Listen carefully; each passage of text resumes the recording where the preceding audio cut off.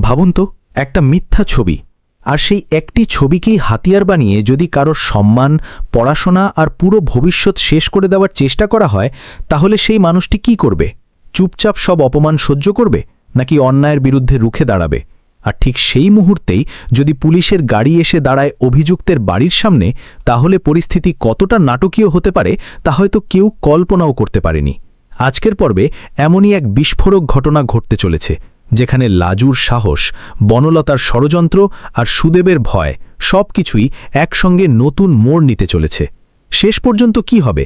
Police কি সত্যি সুদেবের বিরুদ্ধে কঠোর ব্যবস্থা নেবে, নাকি বনলতা আবারও নতুন কোনো চাল চলবে?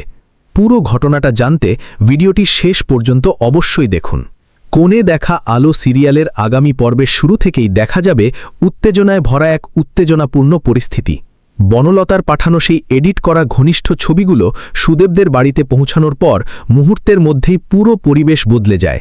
ছবিগুলো দেখেই সুদেব, তার মা-বাবা এবং বাড়ির অন্য সদস্যরা কোনো কিছু যাচাই না করেই লাজুর বিরুদ্ধে ক্ষোভে ফেটে পড়ে। কেউ একবারও ভাবার চেষ্টা করে না যে বর্তমান সময়ে প্রযুক্তির সাহায্যে কত সহজেই ছবি বিকৃত করা যায়, বরং সবাই মিলে লাজুকেই দোষী সাব্যস্ত করে দেয়। মুহূর্তের মধ্যেই শুরু হয় অপমান, চিৎকার আর মানসিক নির্যাতন। পরিস্থিতি এতটাই ভয়ঙ্কর হয়ে ওঠে যে শুধু কথার আঘাতেই থেমে থাকে না বিষয়টি। লাজুকে থাপ্পড় মারা হয়, তার চুলের মুঠি ধরে মাটিতে ফেলে দেওয়া হয়, তাকে অপমানজনক ভাষায় গালিগালাজ করা হয়। যে মেয়েটি নিজের ভবিষ্যৎ গড়ার স্বপ্ন নিয়ে পড়াশোনা করছে, সেই মেয়েটিকেই চরিত্রহীন প্রমাণ করার চেষ্টা শুরু হয়। এই দৃশ্য সত্যি হৃদয় বিদারক, কারণ লাজু যতবার বোঝাতে চায় যে ছবিগুলো সম্পূর্ণ ভুয়া এবং পরিকল্পিতভাবে বানানো হয়েছে, ততবারই তার কথা উপেক্ষা করা হয়। কেউ তার কথা বিশ্বাস করতে চায় না, বরং সবাই বনলতার সাজানো ফাঁদেই পা দিয়ে বসে। এরপর সুদেব আরও এক ধাপ এগিয়ে যায়। সে লাজুর বিরুদ্ধে এমন সব অভিযোগ করতে শুরু করে যা শুনে যে কেউ অবাক হয়ে যাবে। সুদেব দাবি করে লাজু নাকি কলকাতায় পড়াশোনার নামে অন্য ব্যবসা করছে, সেখান থেকে টাকা এনে নিজের সব শখ আহ্লাদ পূরণ করছে। কোনো প্রমাণ ছাড়াই এমন গুরুতর অভিযোগ করে সে লাজুর সম্মান নষ্ট করার চেষ্টা করে। শুধু তাই নয়, লাজুর পড়াশোনার চিরতরে বন্ধ করে দেওয়ার হুমকিও দেয়। এসব শুনে লাজু বুঝে যায় আর চুপ করে থাকলে চলবে না। অন্যায়ের সামনে মাথা নত করলে অন্যায় আরও বেড়ে যাবে।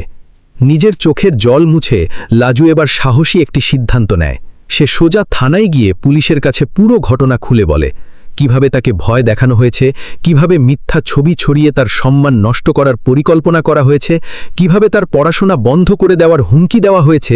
সব কিছুই বিস্তারিতভাবে পুলিশের কাছে অভিযোগ করে। লাজুর দৃঢ়তা দেখে পুলিশও বিষয়টিকে গুরুত্ব সহকারে গ্রহণ করে এবং সঙ্গে সঙ্গেই তদন্ত শুরু করার সিদ্ধান্ত নেয়। এরপর শুরু হয় আজকের পর্বের সবচেয়ে নাটকীয় মুহূর্ত। লাজু পুলিশকে নিয়ে সরাসরি সুদেবদের বাড়িতে পৌঁছে যায়। বাড়ির দরজায় দাঁড়িয়ে শান্ত গলায় বলে, আসুন, ভেতরে আসুন।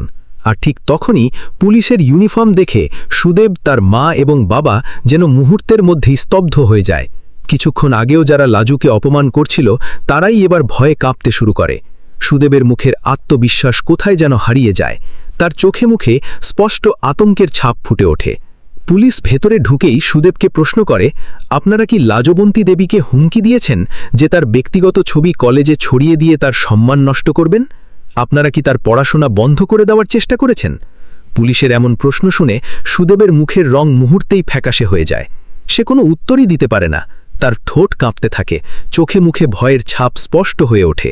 যে মানুষটি কিছুক্ষণ আগেও এত বড় বড় কথা বলছিল, পুলিশের সামনে দাঁড়িয়ে সে যেন সম্পূর্ণ অসহায় হয়ে পড়ে। এখন প্রশ্ন একটাই, পুলিশ কি শুধু সতর্ক করেই চলে যাবে, নাকি সুদেবের বিরুদ্ধে আইনি ব্যবস্থা নেবে? যদি অভিযোগ প্রমাণিত হয়, তাহলে সুদেব এবং তার পরিবারের জন্য বড় বিপদ অপেক্ষা করছে।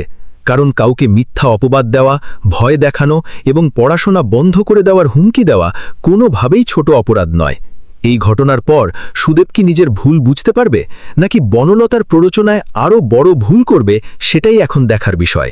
অন্যদিকে বনলতার ষড়যন্ত্র যেন থামার কোনো নামই নিচ্ছে না। শুরু থেকেই সে লাজুর জীবনকে দুর্বিষহ করে তুলতে চেয়েছে।